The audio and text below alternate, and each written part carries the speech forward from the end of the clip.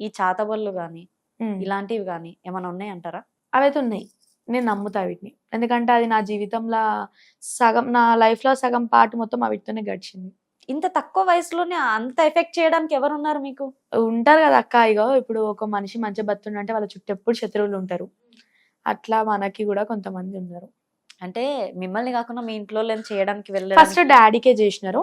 అంటే ఫస్ట్ పెళ్ళైనాక మమ్మీకి చేసేయడం స్టార్ట్ చేసారంట. అప్పుడు నాకు ఏజ్ తెలియదు, చిన్నదాన్ని. తర్వాత డాడీ, నేను నాకు కొంచెం మైండ్ సెట్ వచ్చినాక డాడీ వాళ్ళకి చేయడం స్టార్ట్ చేసారు. డాడీ ఒక స్టేజ్కి వచ్చి ఇక డాడీకి అవ్వట్లేదు ఎంత చేసినా కానీ, ఇంకా నాకు స్టార్ట్ చేసారు. ఒక మాటలో చెప్పాలంటే చెత్తవాడితోనే నేను ఇది అయిపోయి ఎండింగ్ మూమెంట్ లోనే నాకు అమ్మవారు వచ్చి.